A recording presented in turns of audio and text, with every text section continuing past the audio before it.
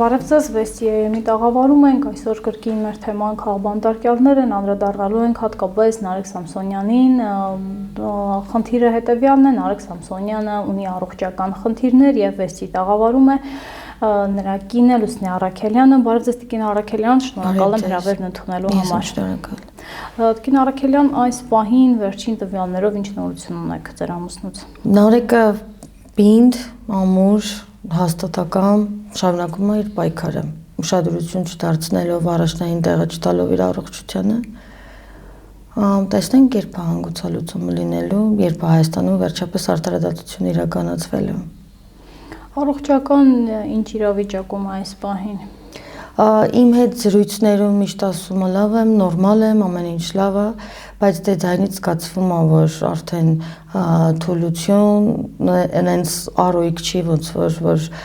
սովոր եմ իրեն տեսնել, լսել, այս ընթացքում չեմ տեսակցել իրեն, ընդամենը հեռախոսային խոսակցություններն են մեր հաղորդակցման միակ տարբերակը, հեռախոսային խոսակցություններից դե ինքը ընդհանրապես ոչինչից չի բողոքում, ու իմ դատողություններն են մնում, որ վիճակը գնալով ամեն անգամ ամեն խոսալուց ձայնը մի քիչ ավելի վատ է լինում, քան նախորդ խոսալը։ Բայց պինդա կամքը տեղն է։ Տիկին Առաքելյան, սա առաջին դեպք, այսինքն Նարեկին ձերբակալելու, բերման ենթարկելու, նույնիսկ կալանավորելու առաջին դեպքը չէ, բայց այս անգամ միացել եք պայքարին նաև դուք։ Մի փոքր այդ քաղբանտարկյալի ընտանիքի իրավիճակը պիտի խնդրեմ, որ փորձեք ներկայացնել մեզ։ Իրականում ինձ համար էլի առիթ ունեցել եմ ասելու, որ քաղբանտարկյալի կին լինելը այսօրվա պայմաններում ինձ համար մեծագույն պատիվ է,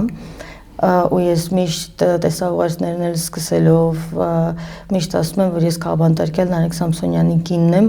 ու հատուկ դա նշում եմ ցույց տալու համար իմ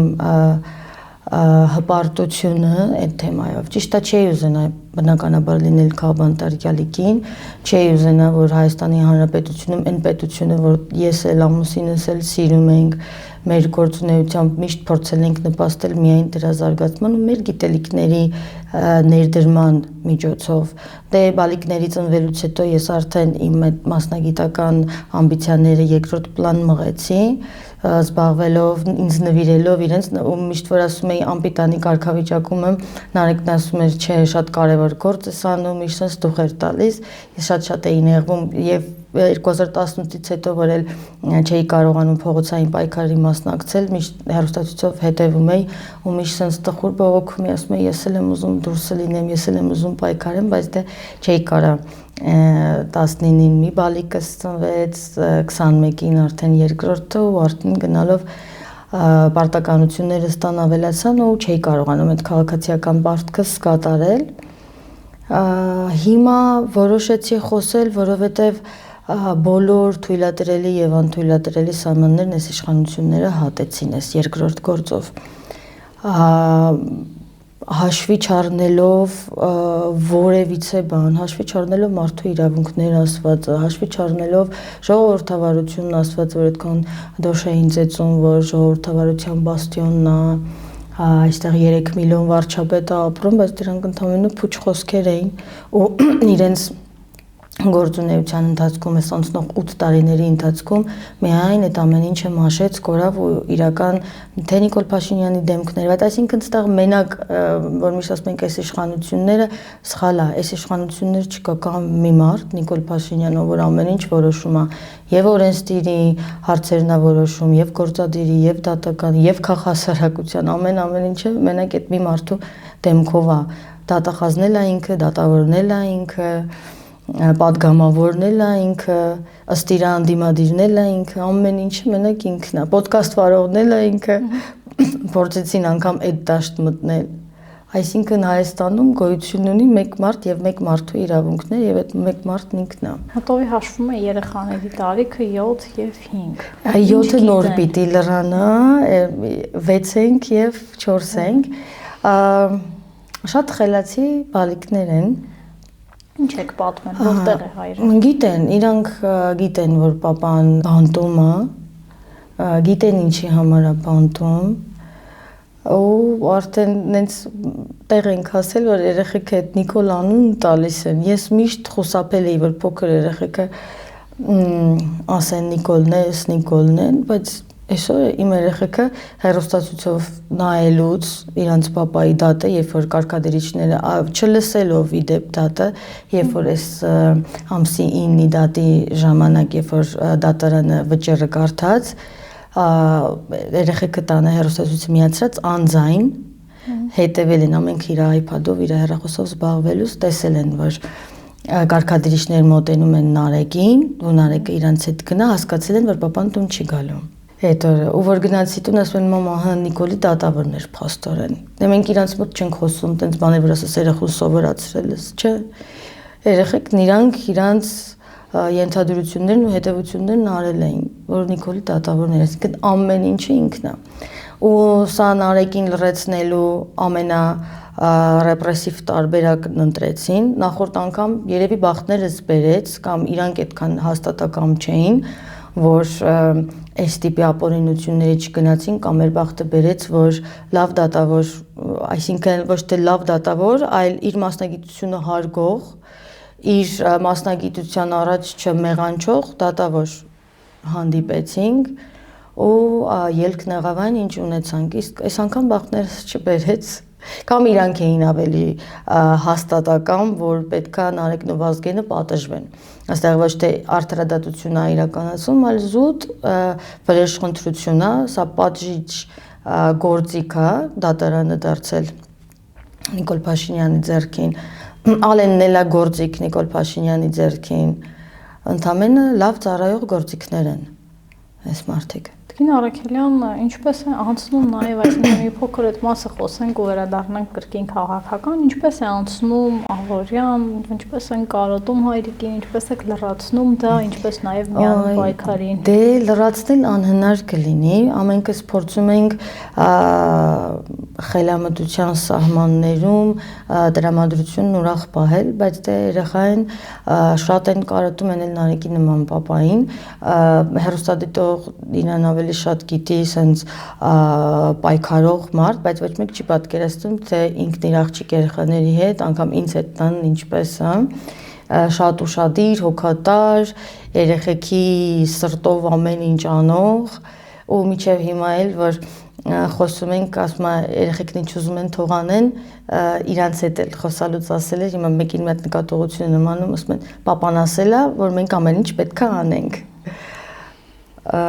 Ոնց չեն կարոտի տենց պապային, շատ սիրում են, ամեն օր հարցնում են, երբ է գալիս,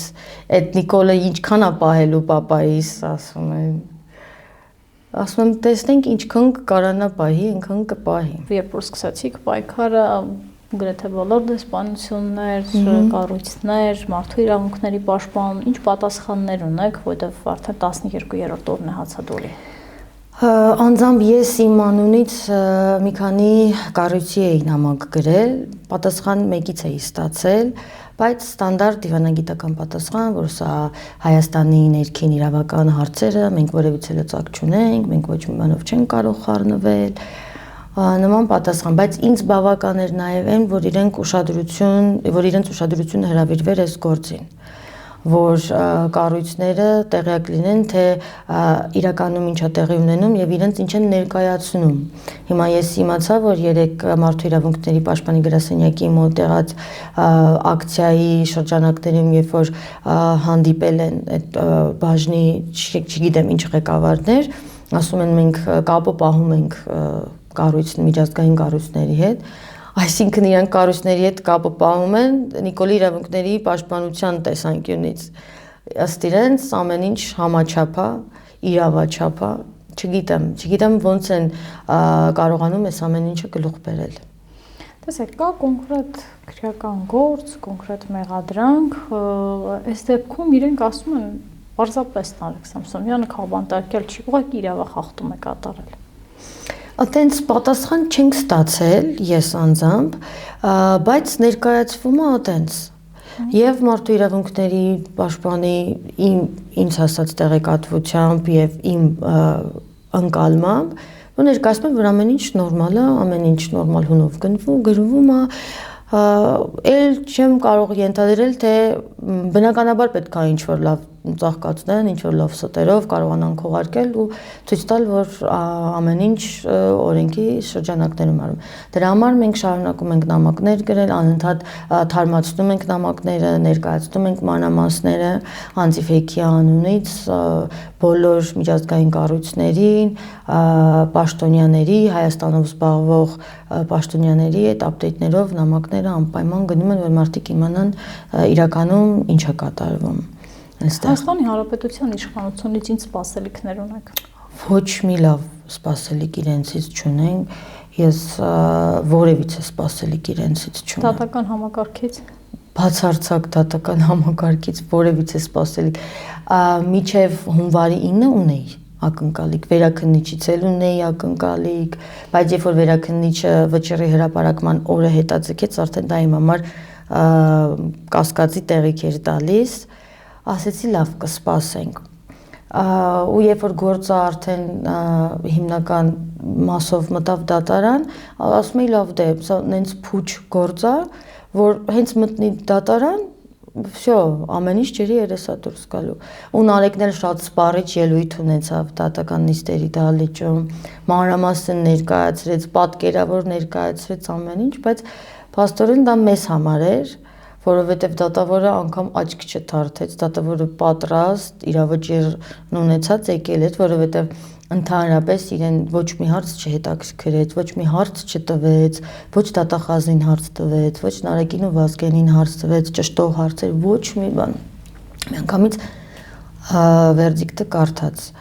Ու այդ օրվանից հետո էլ ես ոչ դատական համակարգից որևիցե ակնկալիք ունեմ, բնականաբար իշխանություններից չէ։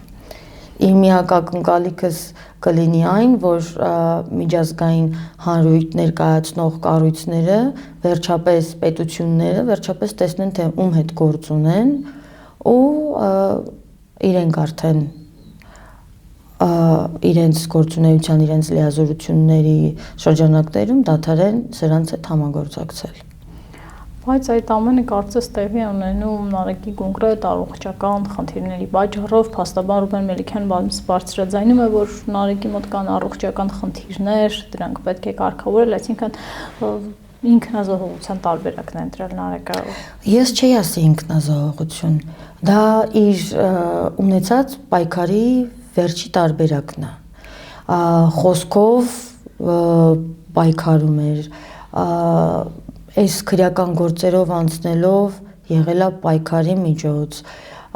բոլոր լծակները ինչը որ ունենք, որ կարող ես դիմել վերաքննիչ, կարող ես դիմել դատարան, այդ ամեն ինչը մենք տեսանք, որ ամեն ինչն էլ մի մարդու ձեռքի տակ է իր որոշումից են բոլորը կախված։ Ու սա մնում է պայքարի միակ միջոցը, որ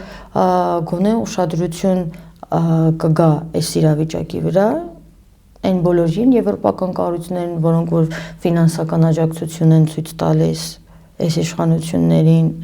այս մարդուն, որ իրանք պարգևավճարներ ստանան, միլիոններով պարգևավճարներ ստանան, իսկ այն քաղաքացիները, ովքեր որ 2018-ին, երբ որ միանում էին այդ իշխանազավթման գործընթացին, հույս ունեին, որ իրենց կյանքն է լավանալու, տեսնում են, որ իրենց կյանքը ոչ միայն լավանում, այլև վատանում է ու լավանում է այն մարդկանց կյանքը, ովքեր որ խաբեցին ժողովրդին ու իրենց վստահությամբ եկան իշխանության։ Պայքարի այս տարբերակում սատարում եք ձեր ամուսնուն, միանշանակ, չէ, միանշանակ, չէ, դա իմ կողմից ազնիվ չի լինի, եթե ես փորձեմ համոզել իրեն դադարեցնի հացադուլը, որովհետև եթե մարդ պայքարում է, պիտի իր կողքին կանգնես, պայքարես հետ, ոչ թե պայքարից հետ կանգնեցնես իրեն։ Ճիշտ է, մեզ համար դա շատ անձնական, շատ ցավոտ թեմա է, որ ոչ ոք չէր ուզենա, որ պայքարի միակ տարբերակը սա լիներ, բայց համակերպվել անարդարության հետ, դա ավելի անընդունելի է։ Չես կարող լռել ու թողնել, որ այդ 3 միլիոն վարչապետից միակ վարչապետն անի այն ամեն ինչը ինքն ինչ ուզում է։ Ու Մարսի, ոնց որ Արցախը հանձնեց Մարսեց, ոնց որ այդքան զոհերը Մարսեց, ոնց որ ամեն արածը Մարսեց, իրենց պարգևավճարները Մարսեց։ Այս վերջերս շատ համացանցում հանդիպում ընդդիմադիր Նիկոլ Փաշինյանի ելույթներն ու վարչապետ Նիկոլ Փաշինյանի ելույթները նույն թեմայի շուրջ, ու ոնց ու ինչպիսի հանգստությամբ ու ինչպիսի երեսով կարողանում է այդ մարդը շարունակել խաբել այս ժողովրդին։ Տեսեք, մենք Հայաստանում գրեթե 3 տասնյակ հատող քաղբանտարկյալներ ունենք, որոնց իրավաբաններն այդպես են ամենայն դեպս նկարագրում ըստ իրավունքների խախտումների, անարդարացի կալանքների, եւ Նարեկը այս պահին միակն է, ով ընտրել է պայքարի այս տարբերակը։ Իր տեսակն է, ինչու՞ չի համակերպվում այնպես, ինչպես օրինակ սրբազան հայրերը։ Ես կարծում եմ, որ ամենքը պայքարում է այն եղանակով, ինչին որ ինքը հավատում է։ Սրբազան հայրերի որոշման համար չեմ կարող ասել, սա կարծում եմ իրենց համար էլ իրենց առաջին հետապնդումն է այս մասշտաբով, ու սա քանի որ Նարեկի հենց երկրորդ համանման հետապնդումն է Նարեկի ու Վազգենի նույն հոդվածով, երբ որ առաջինի դեպքում ունեցանք առաջին ատյանի արդարացման դատավճիռ, այսինքն ապացուցվեց առաջի ատյանի դատարանը ապացուցեց, որ իրենց պոդքասթում խուլիգանություն տեղի չի ունենում, իրենց պոդքասթի միջոցով խուլիգանություն տեղի չի ունենում, ու հիմա նույն հոդվածով, նույն մեղադրանքով, Նարեկի դեպքում ընդհանրապես միայն հետույք բառով, այն դեպքում, երբ որ բարձրաստիճան պետական պաշտոնյան հիստերիկ նոպաների արդյունքում երրորդ նախագահի հետ պոդքասթը չավարտված, առավոտյան ժամը 6-ից Նիկոլ Փաշինյանը սկսեց վրա ստատուսներ գրել ու հետո իր թիմը միացան իրեն, սկսեցին ԿՊԱ-ականները տարբեր տարատեսակ վիրավորական արտահայտություններով թե երրորդ նախագահի մասին ստատուսներ գրել, թե թիրախավորել Նարեկին ու Վազգենին, բայց դե Ալենն առանձնացավ մեջներից իր ուզում էր ավելի շատ շեֆին դուր գալ, առանձնացավ մի քանի անգամ այդ վիրավորական շանլակոտներ, լացիրակներ ու տենց էլի բաներ էր գրել ու տղաներն իրեն եթերում պատասխանեցին ոչ համարժեք, ես չեմ համարում, որ Նարեկինց պատասխանն Ալենի ասածներին համարժեք էր, չէ, շատ թույլ պատասխան էր դա, բայց մարդը այնքան երես ունեցավ, որ միանգամից դիմեց իրավապահներին, քրեական գործ արագ տենց ժամերի ընթացքում հարուցվեցին ու ժամերի ընթացքում հակաբեկչական ԱԱԾ-ի ստորաբաժանումը մեր տանն էր ու այս աբսուրդը տեղի ունեցավ։ Տեսեք, նախորդ մեր հյուր էր նաև Ռուբեն Մելիքյանը, մենք կրկին խոսում ենք նաև այդ թեմայով անդրադառնալով Նարեկի գործին, ըստ մի հետաքրքիր ինչ-որ զուգորդում էր անում, որ նախորդ անգամ նույնիսկ ձեր տուն չեկան, այս անգամ եկել են ձեր տուն, այդ քաղբանտարկյալ լինելու հիմքերից մեկն էր։ Ինչ էր այդ պահին տանը կատարվում եւ ինչպես է գտնում նախորդ անգամ չպատժվեց, շարունակեց նույն կերպ, հիմա պատիժն են խստացնում։ Չէ, իրենց գործելավոճն այն ժամանակ ավելի զուսպ էին իրենց ապօրինությունների մեջ։ Հիմա էլ զուսպ չեն իրենց ապօրինությունների մեջ։ Հիմա ուզեցան ահաբեկել, գիտեին, որ տանը կան երկու մանկահասակ երեխա, իրանք ուզեցին ահաբեկել երեխեքին, իրանք ուզեցին ահաբեկել մեզ, ինձ, բայց չգիտեն, որ մեզ ահաբեկել անհնար է, որովհետև մենք 8 տարի արդեն ահաբեկված ապրում ենք մի ամբողջ ժողովրդի հետ միասին, ուզում էին մեզ վախեցնեին։ Սկզբից, որ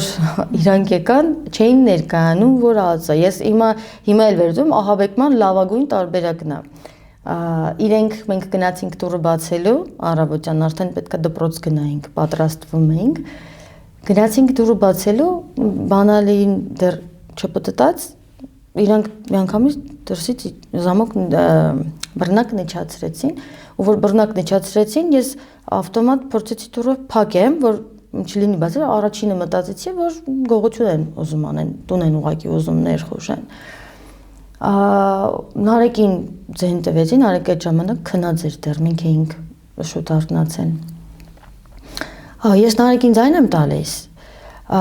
իրանք դեռ լուռ են դրան հետևը։ Երեխեքը վայ մամա, փոքրս գիրկս էր, աղջիկս Լիլիթը գնաց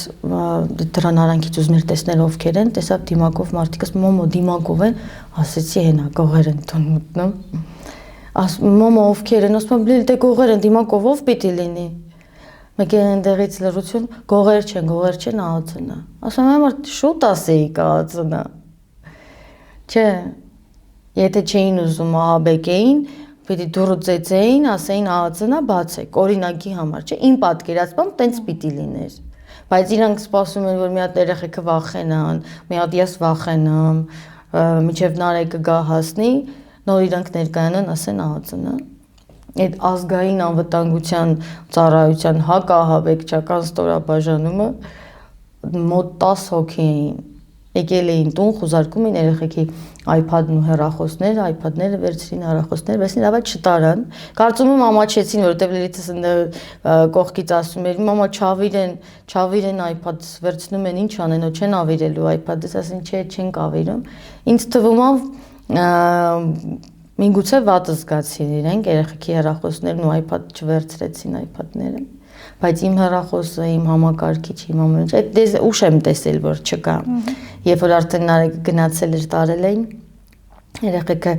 ինչպես միշտ զարատկա չունեին, ասեցի ես հեռախոսս տամ, չգտան, մամա չկա, ասի միտեղ երևի դրած է, համակարգիչս ասեցի վերցրեք, մամա այդ էլ չկա։ Հետո հասկացա, որ իմ համակարգիչը, իմ հեռախոսն էին տարել։ Ընդամենը մանր վրեժխնդրություն, որ այս անգամ մանր վրեժխնդրության գործիքակազմի մաս դարձավ նաև ԱԱՑ-ի հակահաբեկչական ստորաբաժանման տղաները։ Այս դեպքում, այսինքն ԱԱԾ-ն մյուսում չկար, կապում եք բողոքող անձի հետ, չէ՞ որ ամեն դեպքում հաղորդումն ազգային ժողովի նախագահներ ներկայացրել։ Այն ժամանակի ոստիկանության ծառայողներ ներկայացրել։ Իրանցից է։ Հիմա ծիծաղում եմ ասում, որտեվ իրոք զավեշտ ասա։ Ինչի համար ոդկասթում դու մարդուն վիրավորես, մարդ քեզ համարժեք չպատասխանի, ես էլի եմ գրկնում, որ պատասխանը համարժեք չի եղել, մարդ քեզ համարժեք չպատասխանի, դու վազես ասես ինձ սպառնում են, զրպարտում են, բանտ շատ աննկարագրելի։ Ես չգիտեմ ինչ խղճով են այս ամեն ինչը հրաման տվողներին հասկացանք, կատարողները մոռանում են, որ գործը գլուխ չի բերվում միայն հրամանով, առանց կատարողների, այսինքն չի կարող հրաման տվողը մեղավոր լինի, կատարողը մեղավոր չլինի, բոլորը կիսում են եւ պատասխանատվություն մայրաթոր ներխուժելու դեպքում այդ կատարողը խնդիր չունենա եւ ի վերջո, այսինքն Նարեկին ձերբակալել։ Չգիտեմ, Նիկոլա Սեկտան երևի ավելի բարձր արժեք է, քան մայրաթորը, քան մայր տաճարի տարածքը, որ փորձում են սարսափելի է, ես շատ կուզենայի լինեի մայր տաճարում այդ օրը, բայց քանի որ իմ հնարավորությունները սահմանափակ են, երեխեքի խնամքով չէի կարող այնտեղ լինել, հետևում էի այդ խուլիգանությունը իրականում այնտեղ էր կատարվում, այդ Դավրոս Սափեյանի հայոյանքները, այնտեղ հավաքված մարդկանց այդ շիրիմների վրա կանգնել, դուր կոտրելը, սարսափելի է, դա խուլիգանություն էր։ Այ դա էր խուլիգանությունը։ Խուլիգանությունը այն ամեն ինչը, ինչ որ իրանք փողոցում քայլում են ու հանգիստ հայոյանք տալով իրենց չհավանած մարդկանց վիրավորում են։ Բայց YouTube-ի եթերում ոդկասթի ժամանակ ոչ ոք իրավունք չունի իրենց մեղմ պատասխանելու կամ իրենց քննադատելու։ Չէ, սա ցույց է տալիս իրենց վախի մասին, այն որ վերջի պահն է հասել, որ իրենք կենաց մահու կռիվ են տալիս իրենց իշխանության համար։ Նարեկյան եւ վերջում պայքարում ինչ կմաղթեք Նարեկին։ Որ միշտ շարունակի մնալ այն Նարեկը, որ այս ընթացքում միշտ եղել է։ Երբեք ոչ գաղափարներին է դավաճանել, ոչ սկզբունքներին է դավաճանել, միշտ հավատարիմ է մնացել մեր գաղափարներին, որովհետև մեզ միավորել է գաղափարը, մենք ծանոթացել ենք Բրյուսելի ուսանողական շարժման ժամանակ, ես պայքարող ուսանողներից մեկն եմ եղել, այն ժամանակ ինչ որ ինքը կար, ինքը նույն ձև մնացել է, նույն ազատամիտ մարդը, նույն չհամակերպվող մարդը, որևիցե անարդարություն չեմ։ Անգամ ինստիտուտում սովորելու տարիներին, երբ որ դասախոսները Բրյուսելում էինք մենք սովորում, այնտեղ հայտնի է, որ մեծամասնությունը սովորողների աղջիկներ են, անգամ թույլ չէր տալիս Նարեկը, որ ընդհանուր հոսքերի կամ մեր կուրսի որևիցե դասախոս կամ հատկապես տղամարդ դասախոս իրեն նորմալ չպահեր աղջիկների հետ կամ վիրավորելով խոսեր։ Ես կարծում եմ այդ մարդիկ կան, այդ մարդիկ հիշում են, որ անգամ այդ ժամանակ երբեք չի հանդուրժել անարդարացի վերաբերմունք, անարդարացի պահվածք, միշտ բոլորի իրավունքների համար պաշտպան կանգնել է Նարեկը ու շարունակում է հիմա ու երբեք չի կարելի վհատվել, երբեք չի կարելի ասել դե իմ ձայնը ոչ մի բան է, դե մեկա իրանք անելու են ինչ ուզում են, դե մեկա իմ ձայնով ոչինչ չի որոշվում, դե մեկա ես մեկն եմ, մի կաթիլ եմ ընդամենը, որևիցե բանիցնով չի պայմանավորվում, ոչ, լավ էլ մի հոգով պայմանավորվում, ասա մի ծաղկով գարուն չի գալիս, բայց լավ էլ գալիս է մի ծաղկով գարուն։ Դրա համար երբեք չի կարելի վհատվել, երբեք չի կարելի վախենալ, երբեք չի կարելի վհատվել ու պայքարից հետ կանգնել։ Պետքա պայքարել եւ կանգնել են մարդկանց կողքին, ովքեր որ պայքարում են։ Շնորհակալ եմ շատ։ Ես հիշեցնեմ, որ մեր հյուրներ քաղբանտարկյալ Նարեկ Սամսոնյանի կինը Լուսինե Առաքելյանը վերջին նորություններով, թե ինչպես է այս պահին ամուսինը եւ նշեց, որ պայքարում իր ամուսնու կողքին է։ Ձեզ հետ է ես Աննա Ավետիսյանը, շնորհակալ եմ վեստին հետևելու համար։